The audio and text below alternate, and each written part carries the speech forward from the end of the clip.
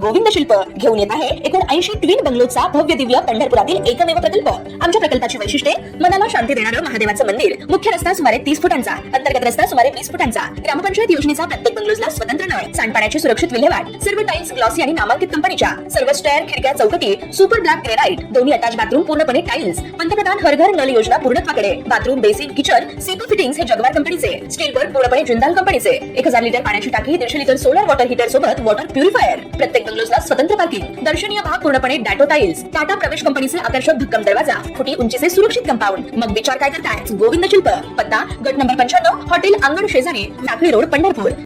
ताज्या घडामोडी पाहण्यासाठी आमच्या YouTube चॅनलवरील PVR म्हणजेच पंढरी वार्ता या न्यूजला सबस्क्राइब करा आणि शेजारील बेल आयकॉनवर क्लिक करा। पंढरपूरमध्ये अवैध वाळू उपसा करणाऱ्या वाळू माफियांनी चक्क चंद्रभागेचं पाणी वाहून जावं आणि उघड्या पडलेल्या वाळवंटातील वाळू चोरी करता यावी यासाठी विष्णुपद बंधाऱ्याचे दरवाजे काढून टाकल्याचा प्रकार घडला असून अवैध वाळू माफियांनी अशा प्रकारे थेट प्रशासनालाच आव्हान दिलंय असा आरोप करण्यात येतोय। अवैध वाळू उपसा करणाऱ्यांवर आवर घालणं जर प्रशासनाला जमत नसेल तर विष्णुपद बंधाऱ्याच्या दरवाजांचं संरक्षण करणं जमत नसेल तर मग शासनानं ही जबाबदारी आमच्यावर सोपवावी, मग आम्ही बंधाऱ्याचं रक्षण करू आणि अवैध वाळू उपसा सुद्धा रोखू असं आवाहन महर्षी वाल्मिकी संघाचे संस्थापक अध्यक्ष गणेश अंकुशराव यांनी केलंय। गणेश अंकुशराव यांनी विष्णुपदावरील बंधाऱ्याची पाहणी केली असता तेथील दरवाजे अवैध वाळू उपसा करणाऱ्यांनी काढून फेकले असल्याचं त्यांच्या निदर्शनास आलं। सध्या अधिक मास सुरू असून त्यानिमित्तानं पंढरपुरात दर्शनासाठी दररोज लाखोंच्या संख्येनं भाविक येत आहेत, परंतु बंधाऱ्याचं गेट काढल्यानं नदीपात्रात साठलेलं पाणी वाहून जातंय। परिणामी वारकरी भाविकांच्या स्नानाची गैरसोय होऊ शकते, त्यामुळे शासनानं तातडीनं यावर उपाययोजना करावी व यातील आरोपींचा शोध घेऊन त्यांच्यावर कायदेशीर कारवाई करावी असं आवाहन यावेळी बोलताना गणेश अंकुशराव यांनी केलंय। गोपाळपूरचा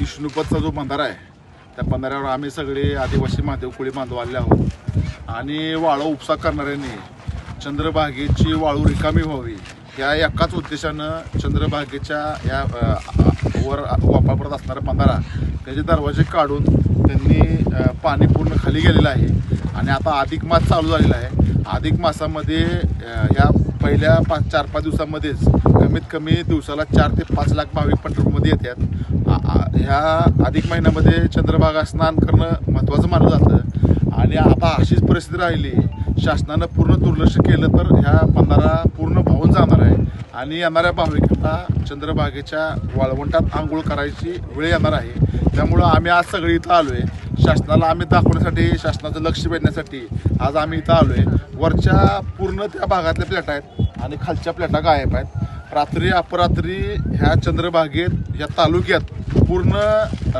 बिहारच्या माध्यमातून बिहारवरनं कामगार आणले आहेत आणि जनतेतनं अशी सुद्धा चर्चा आहे की बांगलादेशी रोहिंगे सुद्धा इथं वाळू उपसा करायला, वाळू भरायला कामगार म्हणून आणलेत असं आम्हाला नागरिकातून समजतंय। मग शासनाला एवढं कळत नाही का या तालुक्यात रात्रंदिवस वाळू चोरी चालू आहे, त्या वाळू चोरीमुळं येणाऱ्या भाविकाला पण फटका बसतोय आणि भाविकाला पाण्याचा अंदाज न आल्यामुळं चंद्रभागेत अनेक भाविकाचा जीव गेलेला आहे। त्यामुळं आम्ही इथं आलोय, शासनाला दाखवले लवकरात लवकर ही जे वाळू उपसा करणाऱ्यांनी दरवाजे काढून फेकलेले आहेत ते दरवाजे नाही बसवले तर आम्हाला सर्व आमचे आदिवासी बांधव घेऊन, आदिवासी महादेव कोळी बांधव घेऊन ह्या शासनाच्या विरोधामध्ये, या पाटबंधारे विभागाच्या विरोधामध्ये आंदोलन करावं लागेल। म्हणून शासनानं लवकरात लवकर आमच्या ह्या आंदोलनाची दखल नाही घेतली तर आम्हाला ह्या दरवाजासाठी, ह्या चंद्रभागेसाठी, भाविकासाठी आम्हाला एक मोठा संघर्ष ह्या पंढरपुरात करावा लागेल। जय हिंद, जय वाल्मिकी, जय राघोजी, जय आदिवासी, जय भीम।